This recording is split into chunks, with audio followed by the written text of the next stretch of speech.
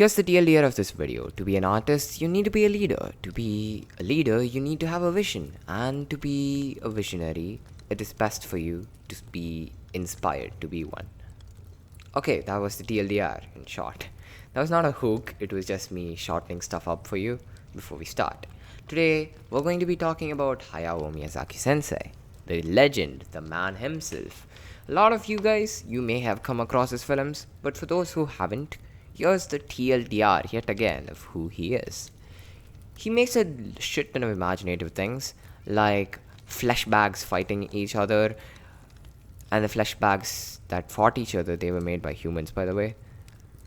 A story where there is a very huge raccoon with huge ears, and a cat that turns into a bus and takes people to different places. All of that, it's just his ways of telling stories. But the real mystery, that's inside his stories themselves, not just the magical stuff he does with them.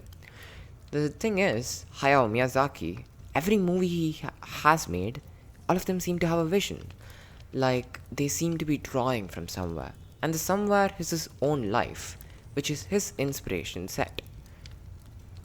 Like, whenever he wants to make a movie, he just takes a camcorder, sticks it up his rearview mirror, I think, and he just has it record everything while he experiences life. He just takes a sketchbook out when he likes something. And that was how Ponyo was born.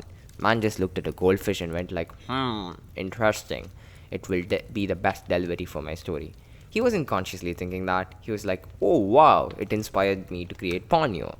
So he went and actually searched for inspiration when he made the thing.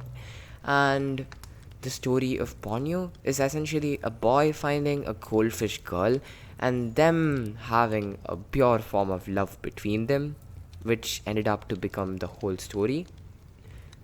There's a lot more. I'm deliberately trying not to spoil it for you so that you can take a look at it. If you want to start, My Neighbor Totoro is an hour and a half long at best, and it's a really good film. You can start there. Each film has a certain vision. Like the movie I mentioned earlier, Ponyo. It is his vision of a perfect childhood. Miyazaki sensei, he didn't have a perfect one at all. No. There was war. In fact, there was World War II. And his father was making warplanes to bomb other cities. That were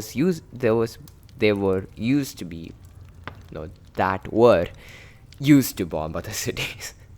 That was ridiculously hard to say, but you get the point. That inspired a deep hatred in him, and his childhood wasn't really easy. He heard bombings near his own street. How fearful that must have been? Yeah, pretty much a lot. And in his movies, in Ponyo in specific, he puts forth his wish of a perfect childhood and his vision of how it could have been better into a story. That's how it came into being. And that is how art is made. Your vision for something creates it. Your hand creates it, but you get the point, right? So, in other stories, there are more extremities of this. His father made the warplanes that kind of bombed other cities, right? Man got really guilty for this, and he made a whole 2 movies. Better a pig than a fascist. One was based off of that. I haven't really seen that movie, but I have seen the other one, and the name of that movie is Nausicaa of the Valley of the Wind. This is the one where there are flesh meat based machines that fight each other in war, that are conjured up mechanically.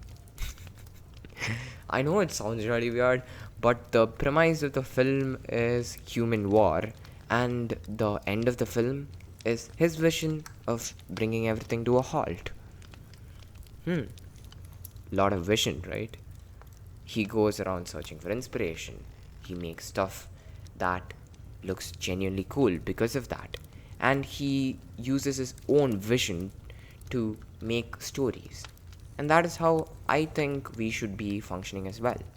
We should be making cool stuff, yes indeed, stuff that we wish we had, but draw on a more powerful source, that is our life experiences, our wants and our needs, and put forth our visions for the future. By the way, if you don't have one vision yet, maybe you could try journaling. It has helped me develop, or at least start to develop one. Visions are to define kind of hard, but in the basis of it, it's not a firm vision of the future, but a hopeful place where one may someday be. Like Vinland Saga. Like Vinland Saga. Like Vinland, if you watched Vinland Saga. And that was the end of it. If you're going to have a vision, you are going to lead people to that. Ordinarily, like, well, duh, people watch your stuff and they're inspired by that too, right? And it's best that you lead them consciously to that vision, and it's best that you develop your leadership skills for that. And yep, I hope this video captured a lot of things that I had to say in a short period of time. If you want more like this on a lot of thematic stuff, you can try listening to my mini talkover series that is put forth on the screen as of the moment. Bye, brother. That was the last of what I had to offer for you. Bye.